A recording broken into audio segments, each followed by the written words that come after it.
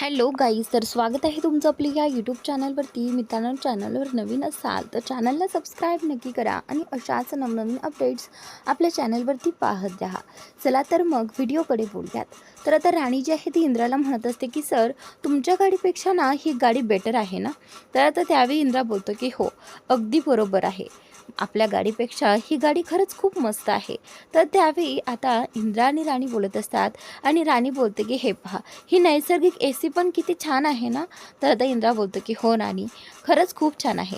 तेवढ्यात driver break मारतो आणि राणी जी आहे ती पडणारच असते, तेवढ्यातच ती इंद्रावर पडते.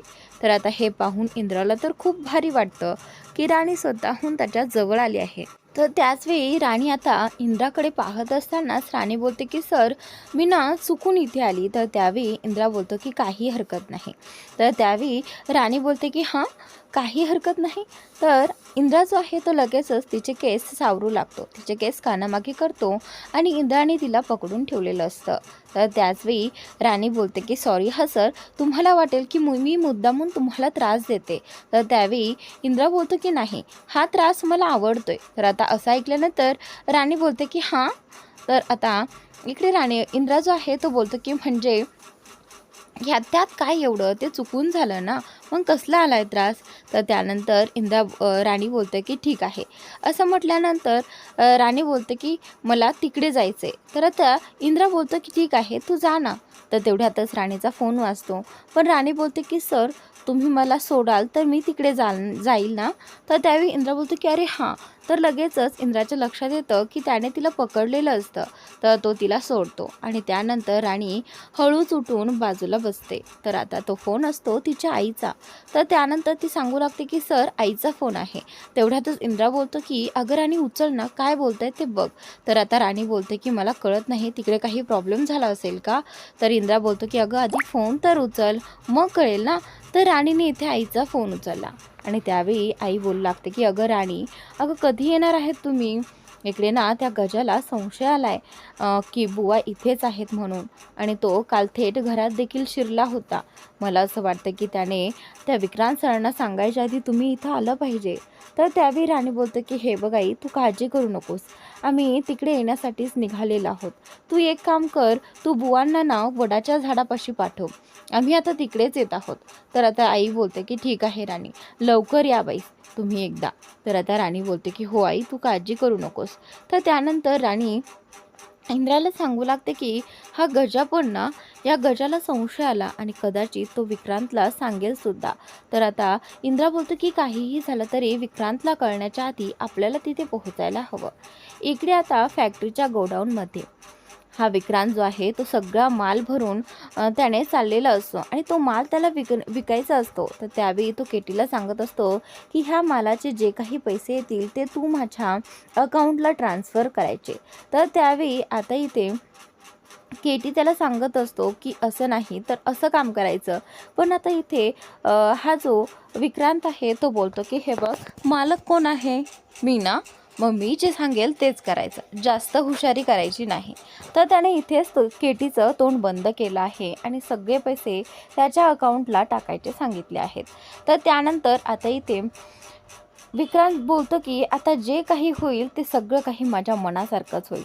इकडे इंद्रा आणि राणी दोघेही जण ज्या टेम्पोमध्ये बसलेले असतात, ते टेम्पो आता काही कामासाठी थांबलेला असतो, कारण त्या टेम्पोला माल भरायचा असतो आणि ते एका गोडाऊनमध्ये माल देखील भरतात. पण इंद्रा आणि राणी दोघेही जण वाट पाहतात की कधी एकदा हा टेम्पो पुढे जाईल, जेणेकरून त्यांना वेळेवर तिथे पोहोचता येईल.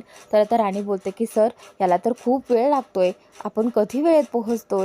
तर तेवढ्यातच तो टेम्पो भरून झालेला असतो, तो माल भरलेला असतो आणि त्याचवेळी इंद्रा बोलतो की अहो पण आम्ही कुठे बसणार. तर ते सांगतात की चला, तुम्ही आता दोघेजण माझ्यासोबत पुढे बसा. तर आता इंद्रा बोलतो की ठीक आहे. तर आता तो ड्रायव्हर जो आहे तो त्याच्या सीटवरती जाऊन बसतो आणि त्यानंतर राणी जी आहे ती देखील त्या गाडीमध्ये बसते. इंद्राला आता त्या दोघांमध्ये बसायचं असतं, कारण पहिल्या वेळी जे काही झालं होतं ते आता होऊ नये म्हणून इंद्रा राणी आणि त्या माणसाच्या मध्ये जाऊन बसतो. तर त्यावेळी आता राणी इंद्राला बोलते की सर, तुम्ही मुद्दामून मध्ये बसलात ना? तर आता इंद्रा बोलतो की हो, जास्त रिस्क नाही घ्यायची मला. असं बोलल्यानंतर राणी हसू लागते आणि त्यानंतर इथे इंद्राला तर कम्फर्टेबली बसताही येत नसतं, तरीसुद्धा तो राणीच्या जवळजवळ बसलेला असतो. तर राणी बोलते की सर, मी असं मुद्दामून नाही करत हां. तर त्यावेळी इंद्रा बोलतो की त्यात काय एवढं, आणि मला नाही त्रास होत त्याचा. तर आता राणी बोलते की हां. तर इंद्रा बोलतो की अरे पण जागाच नाही आहे, मग बसावं लागणार ना असं, तू नको काळजी करूस. तर त्यावेळी आता राणी बोलते की सर, हा व्यक्ती जो आहे तो जरा जास्तच हळू चालवतोय ना, अशाने आपण कधी जातोल घरी. तर आता त्या माणसाने गाणे लावलेले असतात आणि ते गाणे असतात देवाची. तर राणी बोलते की हो दादा, आता तुम्ही तुमच्या आवडी गाणी ऐकलीत, तर आम्ही आमच्या आवडीची गाणी ऐकू शकतो का? तर त्यावेळी तो व्यक्ती बोलतो की ठीक आहे मॅडम, तुम्हाला लावायची असेल तर लावा. तर राणी जी आहे ती लगेचच गाणं चेंज करते आणि तर त्यावेळी ते गाणं ऐकून त्या माणसाला तर खूप भारी वाटतं. तो गाणं ऐकल्यानंतर तो लगेचच त्या गाडीचा स्पीड वाढवतो. राणी बोलली होती की हे पाहायचं तुम्ही पाहाच, आता गाणं चेंज झाल्यानंतर हा दादा कसा गाडीचा स्पीड वाढेल. तर त्यावेळी इंद्रा त्या दादाकडे पाहतो आणि त्याने खरंच स्पीड वाढवलेला आहे. तर आता इंद्रा बोलतो की राणी, तू जे बोलतीस ते खरंच होतं ग. तर आता राणी बोलते की हो, मग गाणीच तशी आहेत आपली. तर त्यानंतर आता इकडे तो दादा जो आहे तो स्पीड वाढवून चाललेला असतो आणि इंद्रा आणि राणी दोघेही जण हसत असतात. इकडे आता महाडिकांच्या घरी मालती इथे साफसफाई करत असते आणि उर्मिला फोनवरती बोलत असते. उर्मिला म्हणत असते की मी ज्या साड्या सांगितल्या आहेत त्या साड्या मला आजची आज आल्या पाहिजेत. तर त्यानंतर इकडे हा जो अजित आहे तो वहिनींकडेच पाहत असतो आणि तेवढ्यातच आता तिथे अजितची आई रत्नाई येते आणि आई आल्यानंतर रत्नाई जी आहे ती उर्मिलाला म्हणते की उर्मिला, अगं आपल्या सगळ्यांना गावच्या यात्रेसाठी जायचं आहे. तर आता इकडे उर्मिलाचं आणि रत्नाईचं बोलणं इथे मालती आणि आबा देखील ऐकत असतात. तर त्यावेळी उर्मिला पुढे येते आणि बोलते की काय रत्नाई, आपल्याला कुठे जायचं म्हटलात तुम्ही? तर त्याचनंतर रत्नाई बोलते की हे बघ, आपल्या सगळ्या कुटुंबाला मिळून आपल्याला आपल्या गावच्या जत्रेला जायचं आहे. तर आता इथे अजित बोलतो की काय, म्हणजे आपल्याला या नोकरांना पण घेऊन जावं लागेल का? तर आता त्यावेळी उर्मिला बोलते की नाही, या नोकरांना तिथे घेऊन जायची काय गरज आहे ना, कारण यात्रेचा सगळा मानपान यावेळी आपल्याला असणार आहे. आत्तापर्यंत या नोकरांनी तो मानपान नेहमी आपल्याकडून हिसकावून घेतला आहे आणि त्याचमुळे आता हा मानपान आपला असणार आहे. तर आता इथे रत्नाई जी आहे ती बोलत असते की उर्मिला, अगं असं काय बोलते? तर त्यानंतर उर्मिला बोलते की मी काही चुकीचं बोलत नाही, त्यांनी नेहमीच आपल्याकडून सगळं हिसकावण्याचा प्रयत्न केला आहे. आणि त्यावेळी अजित बोलतो की हो बरोबर आहे वहिनी, ह्या नोकरांना तिथे नेण्याची ह्यांची लायकीही नाही आहे. तर त्यानंतर आता इथे उर्मिला बोलते की पण असं कसं, आपल्याला जर स्वतःचा मान वाढवून घ्यायचा असेल तर या नोकराला तिथे नेलं पाहिजे ना, कारण त्यांचाही अपमान झाला पाहिजे. तर आता त्यावेळी इथे उर्मिला मुद्दामून मालतीकडे आणि आबांकडे पाहून मोठ्याने बोलत असते, जेणेकरून त्यांना ऐकू जाईल. पण मालती तरी देखील तिथे स्वच्छता करत असते आणि अजित देखील तिच्यासोबत आणखीन भर घालतो आणि बोलतो की हो वहिनी, तुम्ही अगदी बरोबर बोलताय. त्यांना हे कळलं पाहिजे की जर एखादा दुसऱ्याला मान मिळाला तर ह्यांना कसं होतंय. तर त्याचनंतर आता ज्यावेळी इथे उर्मिला आबांचं नाव घेते, दरवेळी ह्या म्हाताऱ्यालाच तो मान मिळालेला आहे, पण आता यावेळी तसं होणार नाही. तर आता इथे अजित बोलतो की यावेळी आपण आपल्या आई आणि बाबांनाच तो मान देऊ आणि मग बघूयात. तर त्यावेळी आता उर्मिला बोलते की हो. तर उर्मिला यांचा खूप अपमान करत असते, तरी देखील मालती ते सगळं ऐकून घेते. मालती एक शब्दानेही काही बोलत नाही, तिला माहीत असतं आपण बोलून इथे काहीच उपयोग होणार नाही.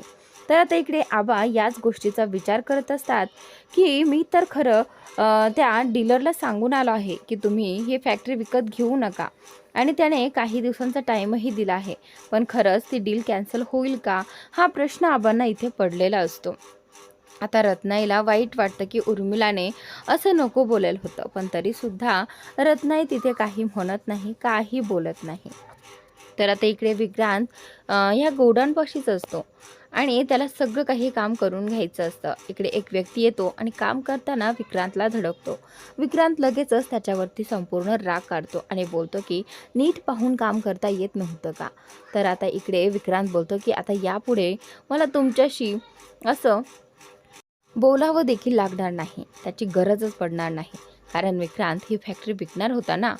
तर आता इकडे केटी येतो आणि बोलतो की सगळं काम झालं आहे सर, आणखी काही करायचं आहे का. तर आता इथे विक्रांत बोलतो की नाही, तुम्ही जाऊ शकता. केटी गेल्यानंतर लगेचच तिथे गजा येतो आणि गजा विक्रांतला बोलतो की सर, मला थोडं महत्त्वाचं बोलायचं आहे. तेवढ्यातच विक्रांत बोलतो की नाही गजा, आत्ता नाही. तर त्यावेळी गजा बोलतो की सर, तुम्ही पुन्हा बोलतात की हे सगळं तुला आधी बोलायला काय झालं होतं, त्यामुळे मी हे सगळं आत्ताच तुम्हाला सांगणार आहे. तर गजा सांगू लागतो की सर, मला असं वाटतं की बुवा कुठेही गेलेले नाही आहेत.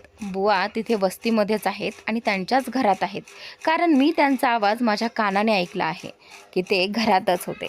तर आता इकडे विक्रांतला ते सगळं आठवू लागतं की बुवा आणि राणीची आई कसे तिथं घरी आले होते आणि ओरडत आरडत ते हॉस्पिटलला जाण्यासाठी ओरडत होते. राणी ही विक्रांतसमोर हात जोडून म्हणत असते की माझ्या बुवांना हॉस्पिटलला न्यायचं आहे. तर आता विक्रांतच्या जरा लक्षात येतं की बरोबर हा त्यांचा प्लॅनच असणार आहे. विक्रांत बोलतो की गजा, मला सांग, हे सगळं खरं आहे का?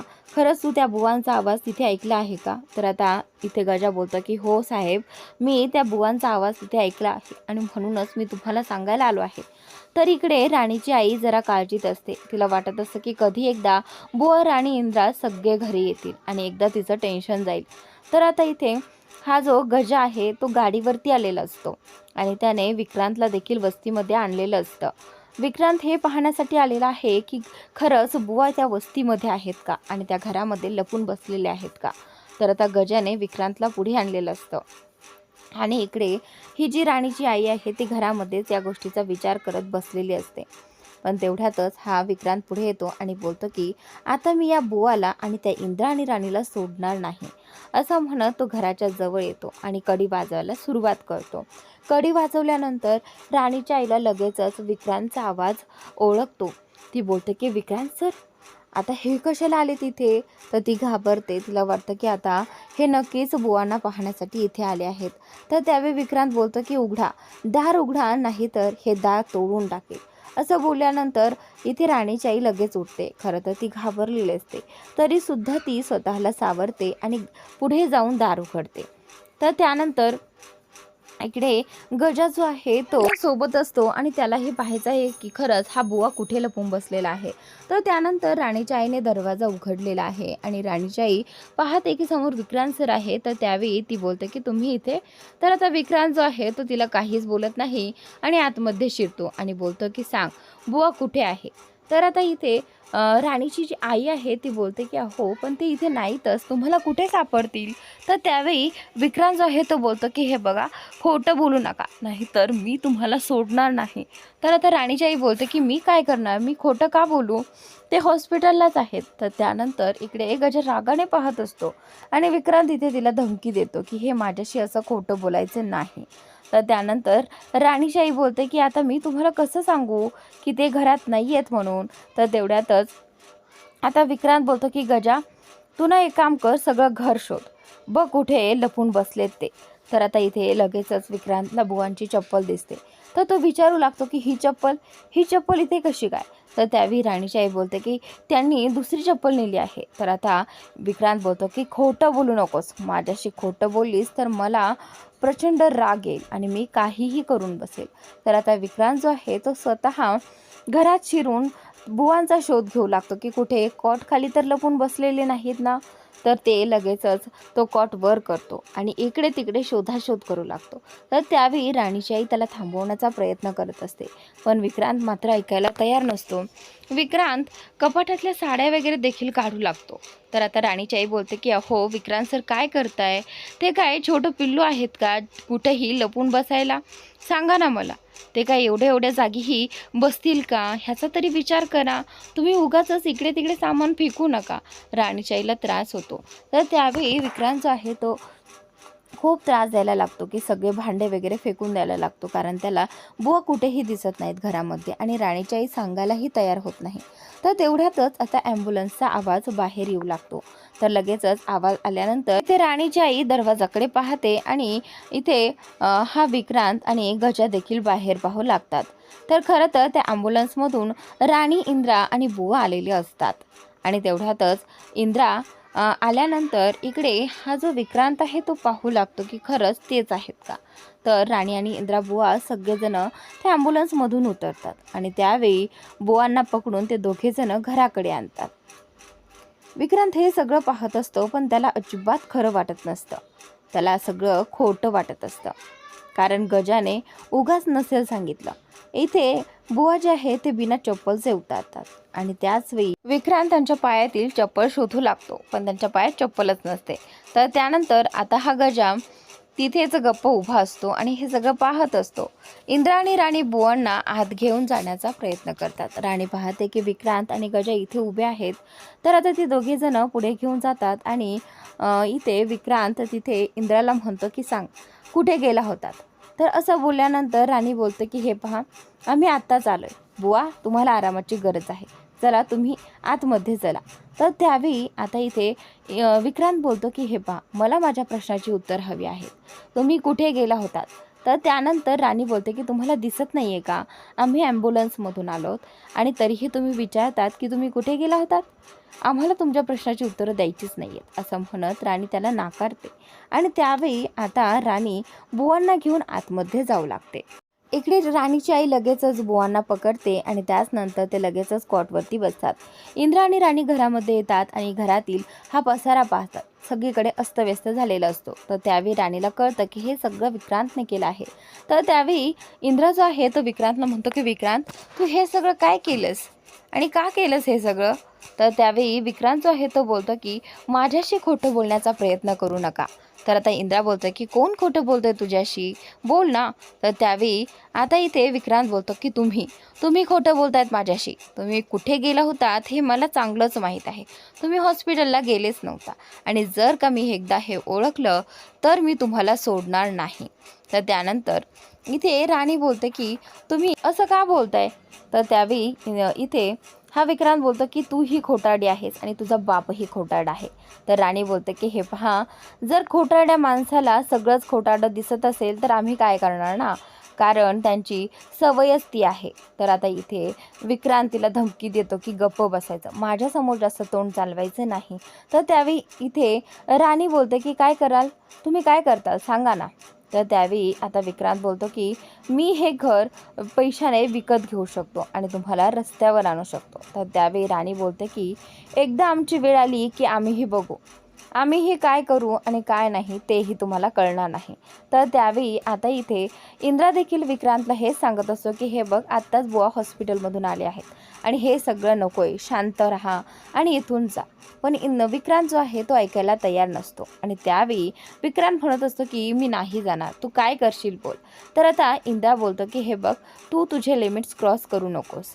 तर आता तो राणीला खूप काही बोलत असतो. राणीला बोलत असतो विक्रांत की तू इंद्रा तिच्या ताटाखालचं मांजर झालास, तिकडे USA वरून शिकून आलास आणि या गावंढळ पोरीशी लग्न केलं, या वस्तीतल्या घाणीशी लग्न केलंस आणि ही तुला ताटाचं मांजर बनवून ठेवते आहेस आणि तू होतोयस, तुला लाज नाही वाटत हे सगळं वागताना. तर आता इंद्राला इथे या बोलण्याचा खूप राग येतो. इंद्रा त्याला हेच सांगत असतो की हे बघ, तुझे लिमिट क्रॉस करू नकोस, नाहीतर मी शांत बसणार नाही. तर आता विक्रांत त्याला हेच बोलतो की हे बघ, तू काय करशील आणि काय नाही मला माहितीच आहे. तर त्यावेळी विक्रांत जो आहे तो बोलतो की हे बघ, तू विक्रांत महाडिकसोबत काहीही करू शकत नाही. तर त्यानंतर इथे इंद्रा त्याला धमकी देतो, पण इंद्राला वाटतं की जाऊ द्या, ह्याच्याशी बोलूनच काही फायदा नाही, कारण त्याला कळत नाही. पण तरीसुद्धा तो विक्रांत त्याची कॉलर पकडतो आणि इंद्राही त्याची कॉलर पकडू लागतो. दोघांमध्ये हातापाई होऊ लागते आणि लगेचच राणी मध्ये जाते आणि इंद्रा आणि विक्रांतला बाजूला करते आणि बोलते की सर, तुम्ही जरी जाऊ द्यात, ती लोक खोटारडी आहे आणि असल्या खोटारड्या माणसाला सगळंच खोटं वाटतं, त्यामुळे त्यांच्याशी बोलून काहीच फायदा नाही. विक्रांत आणि इंद्रा असं दोघांना एकमेकांना पकडताय हे पाहून राणीच्या आईला खूप मोठा धक्का बसतो की इथेच ह्यांच्यामध्ये काही सुरू तर होणार नाही ना. तर आता गजाही घाबरतो आणि बुवाही घाबरतात, पण त्यावेळी राणीने मध्ये येऊन त्या दोघांना सोडलेलं आहे. तर राणी इंद्राला खूप समजावून सांगते आणि त्यानंतर विक्रांतला तिथून जायला लावते. तर विक्रांत बोलतो की या सगळ्याचा हिशोब मी तुमच्याकडून घेणार, असं म्हणत विक्रांत तिथून निघून जातो आणि त्याचबरोबर त्याच्या पाठीमागे गजा देखील तिथून निघून जातो. तर आता पुढील भागात विक्रांत कोणाला तरी फोन करून सांगतो की ते दोघेही जिवंत राहायला नाही पाहिजे. तर आता इकडे गावच्या यात्रेसाठी सत्या आणि मंजू दोघेही जण राणीच्या गावाला आले आहेत आणि राणीला ते मदत करणार आहेत. तर राणीनेही फोन करून आता कलमला तिच्या गावच्या यात्रेला बोलवलेलं आहे आणि राणीचा तिथेच प्लॅन बनतो की एकदा की कलम्मा इथे आली तर सगळं काही क्लिअर होणार आणि ती तिच्या नवऱ्याला दादासाहेबांना ओळखणार आणि मग सगळं काही इथे जत्रेतच सगळ्यांसमोर उघड होणार. तर राणीचा खूप छान प्लॅन असतो आणि कलम्मा आल्यानंतर तो एक्सपोज होणार आहे. तर आता इथे राणीचा प्लॅन ऐकल्यानंतर आबांनाही खूप भारी वाटतं की कदाचित हा प्लॅन नक्कीच वर्क होईल असंही त्यांना वाटू लागतं. तर मित्रांनो, उद्याचा भाग खूपच इंटरेस्टिंग आहे, तर नक्की पहा आणि चॅनलला सबस्क्राईब नक्की करा.